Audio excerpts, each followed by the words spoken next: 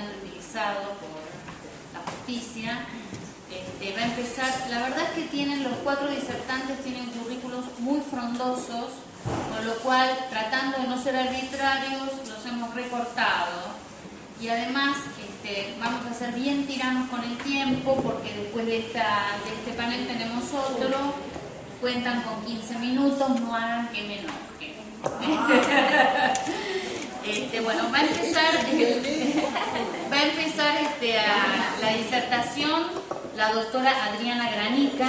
La doctora es psicoanalista y abogada de niños. A su vez es coordinadora del área jurídica Casa CIDN, que es el Comité de Seguimiento y Aplicación de la Convención Internacional de Derechos del Niño de Argentina. También es vicepresidenta de la Comisión de Derechos del Niño de la ABA, coordinadora, articulación interdisciplinaria del equipo Abogado del Niño de la Asociación de Abogados de Buenos Aires. Es coordinadora del consultorio interdisciplinario en Derechos del Niño, Centro de Salud Mental número 1 de la Ciudad Autónoma de Buenos Aires, y es miembro del Colegio de Psicoanalistas. Doctora, le pido por favor que sea 15 minutitos. Gracias. Bueno, muchas gracias por tenerme entre ustedes.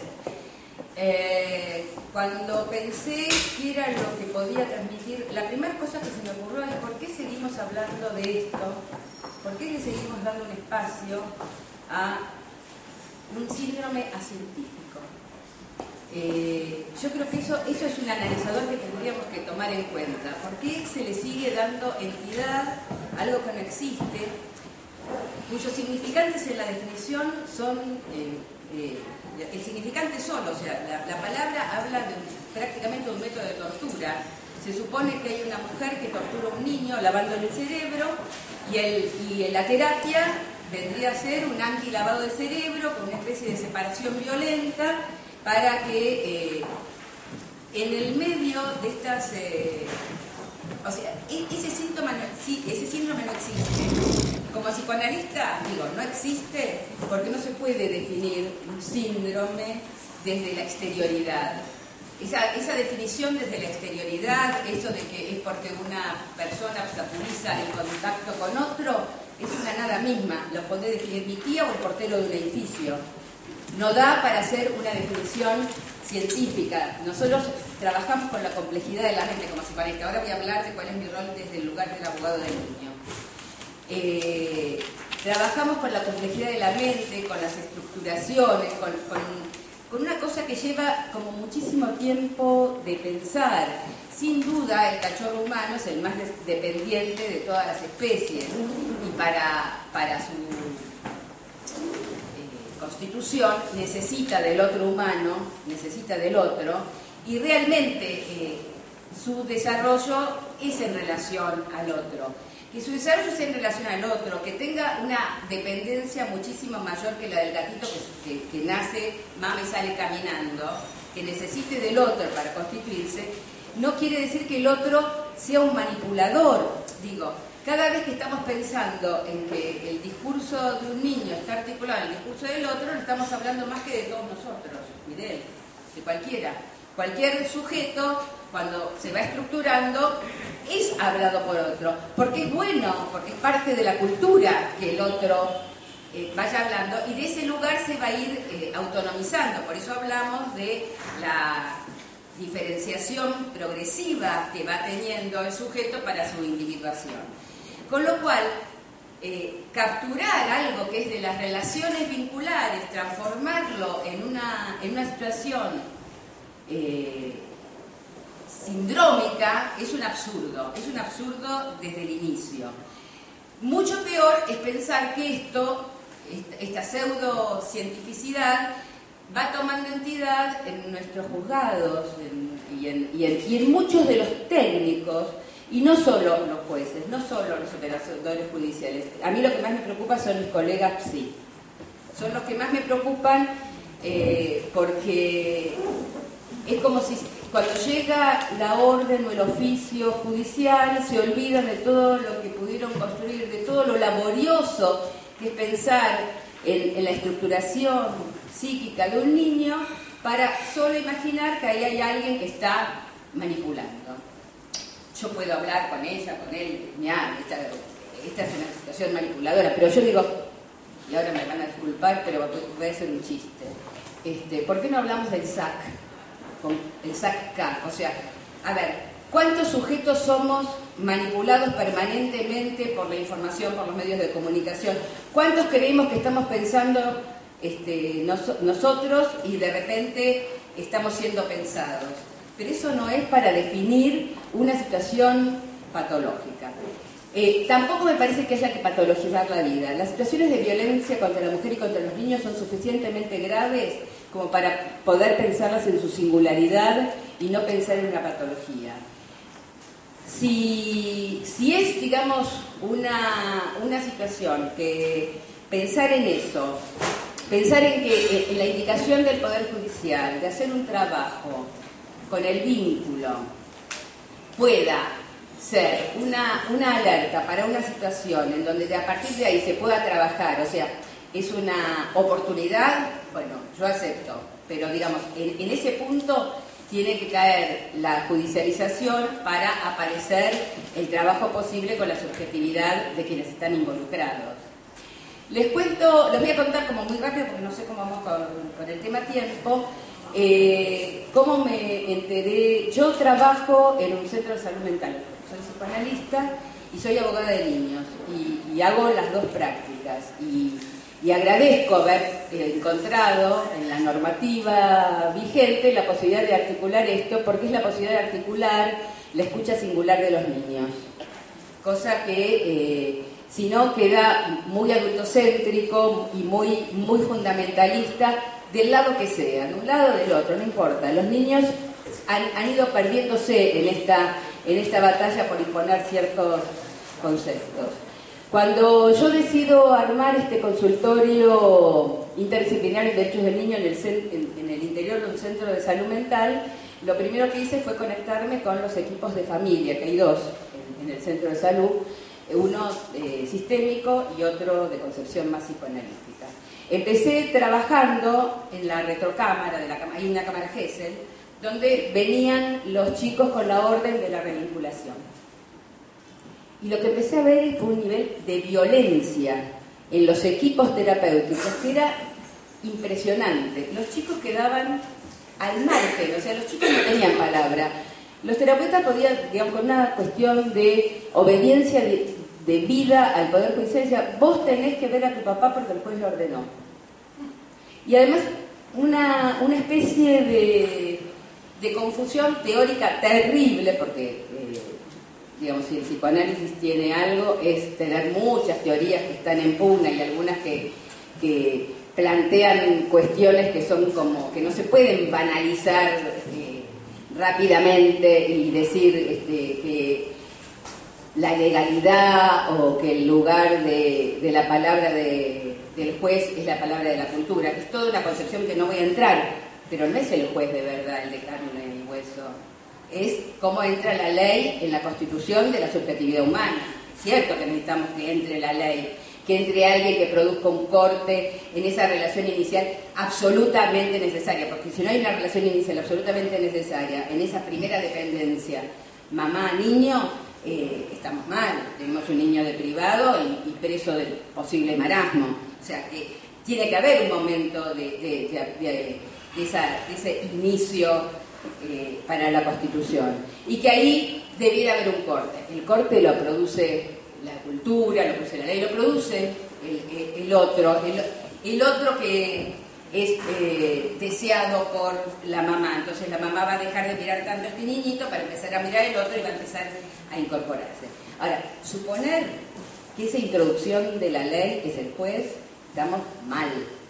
O sea, llega un momento en donde los juristas dejan de pensar para someterse. Entonces, pues nos pasaba esto. Ahí decidimos armar este dispositivo y avisarles a todos los niños que venían de la mano de un expediente para ser revinculados, porque no todas eran situaciones de violencia y de abuso, por suerte, pero todas estaban mal planteadas. Todas estaban planteadas, porque no se puede plantear desde una cuestión conductista. Bueno, vos ahora vas a hacer esto y vas a venir 3 veces y vas a venir 2 veces y lo vas a ver y tenés que quedar con porque lo dijo el juez.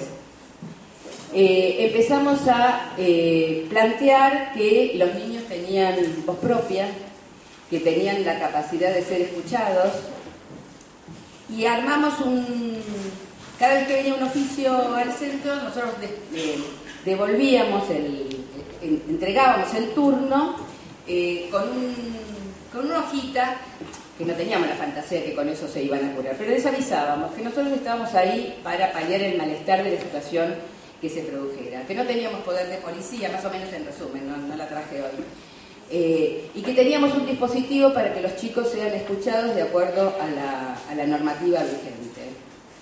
Y empezamos a instalarnos como un lugar donde los chicos podían decir no quiero que pase esto que me están obligando a hacer, y nosotros acompañábamos eso, y se empezó a producir un efecto, sobre todo en el equipo de familia sistémico, que empezaron a darse cuenta de los fracasos. Es un equipo que tiene estadística de fracaso. La contundencia de vincular, porque lo dijo el juez, no sirve, no sirve. Los chicos pueden decir, bueno, yo vengo acá para que mi mamá no le cobre multa. Yo no lo quiero ver, no quiero saber nada, él me hizo, y digamos, entonces les empezamos a dar esta posibilidad de escucharlos. Yo tengo, la última, una nena que 7 años tiene, que golpea la puerta de oficina y dice, ¿está la abogada? ¿Vos sos mi abogada? Yo te quiero contar que cuando las situaciones son más o menos triviales, porque puede pasar que en un régimen de visita, no me gusta llamarlo así, sino un régimen de comunicación donde la titular siempre es la niña o el niño, ¿no? Y es desde ahí que nosotros vamos a plantearnos para trabajar. Digamos, el tema de los derechos hoy los tiene, toda la población habla de derechos, yo no sé si los entienden, pero toda la población habla de derechos, confunde muchas veces los derechos, la defensa, confunde la justicia con la venganza, o sea, hoy hay un montón de palabras que dan vuelta y que de verdad no sé si están verdaderamente incorporadas. Entonces pasa que a veces con los buenos trabajos que hacemos buenos trabajos, y los equipos de familia, algunos hacen muy buenos trabajos, y hemos pasado de la revinculación asistida, que me parece horrible porque no hay posibilidades de procesar nada, y siempre que no haya una situación de violencia, porque ahí directamente nos negamos a hacer la cuestión, de abuso ni pensar, hemos pasado de la revinculación asistida a lo que llamamos la vinculación escuchada, o sea, donde el eje del trabajo ha sido el niño en su escucha y ha permitido ir ordenando las visitas. Entonces ahí por ahí los padres, todos ustedes saben, incluso los textos de Aparece siempre están hablando de los derechos de los niños, pero nunca escuchan a los niños, o sea, se habla pero no se escucha.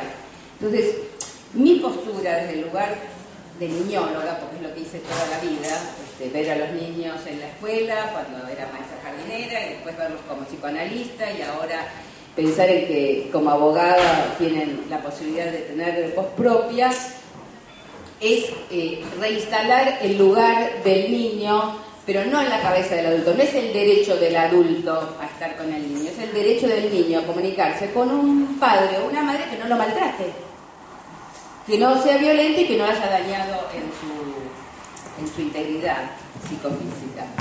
Y esto ha ido transformando la práctica de manera muy interesante. Yo, digamos, alerto a no patologizar lo que no debe ser patologizado. Me preocupa que sí siga instalado en el Poder Judicial el tema de este síndrome que no existe, pero que se lo sigue planteando. ¿Ya se puede cortar? Un minuto más. Bueno. Quiero plantear una cuestión que me parece fundamental para estas cosas como abogada de niños, que es el tema de cuando hay una denuncia penal que cae, porque digamos, tenemos un recorrido, ¿no?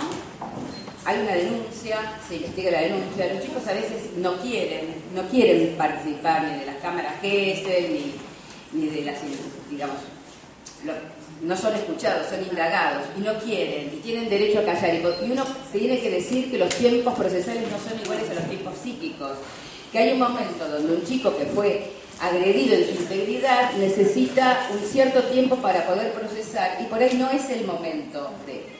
Pero bueno, entonces pasa que se hace el tema penal y el tema penal resulta sin méritos.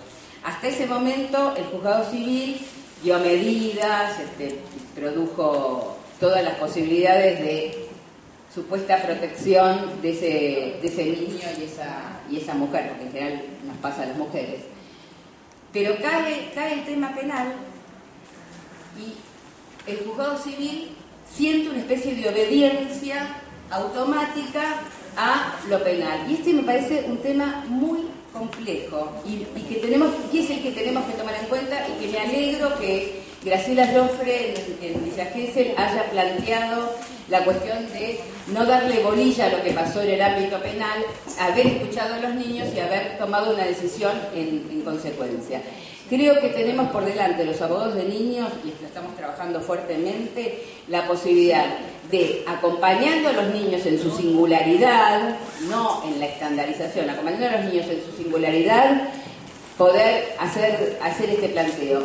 Se cayó la causa penal, no importa, porque este niño ya está dañado. Este niño, proponerle cualquier otra cosa es dañino. Yo estoy en este momento llevando un caso del hospital de niños con informe de la terapeuta, porque otra de las cosas que yo hago cuando hablo de interdisciplina es creer mucho en el terapeuta que viene llevando el dolor del niño desde hace mucho tiempo, no en ese corte inmediato de 15 minutos filmado, por más que, digamos, muchas veces la protección termina siendo un violentamiento, porque por ahí los chicos no quieren, como así hay otros que sí quieren muchísimo de eso.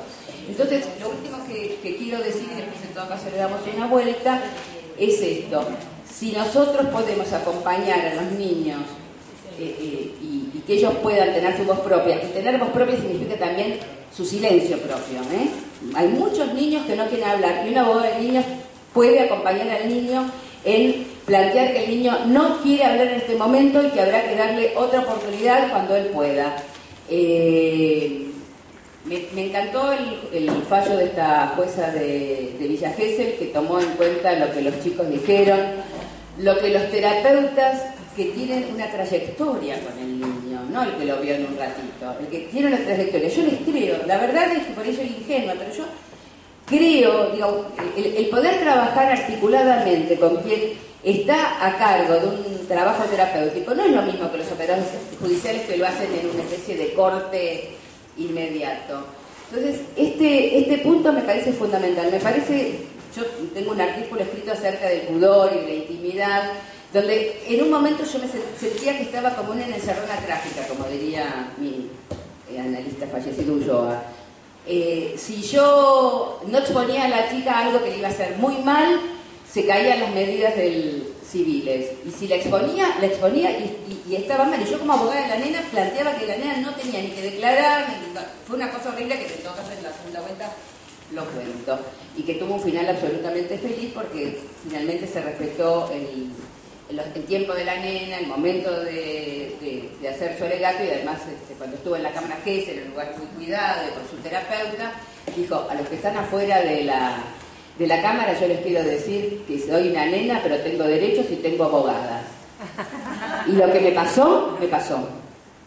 Entonces, me parece que es una salida a esa encerrona trágica, la posibilidad de que un niño sea acompañado por un abogado, no que sea visto por 80.000 personas, peritos, no, que sea acompañado por un abogado que haya podido tramitar, junto con el chico, tramitar simbólicamente, la posibilidad de que su palabra tiene valor, que su silencio tiene valor, y haber generado la confianza semejante para poder estar con él en ese momento, o que el abogado diga: en este momento el niño no se va a presentar. Por eso me parece que está bueno, se está hablando de dar tiempo, de no poner esos plazos procesales para que si la declaración no fue en el momento no lo sea más. Creo que ahí hay que dar tiempo. Y fundamentalmente esto, repensemos esa articulación horrible entre la falta de méritos a nivel penal y el daño psíquico que un niño sigue sintiendo si tiene que cumplir con una medida con la que no se siente. Es lo que está en ese momento en su psiquismo, no lo puede hacer. si después tenemos tiempo les voy a contar así como muchos ejemplos de niños que han podido tramitar estas cosas desde otro lugar.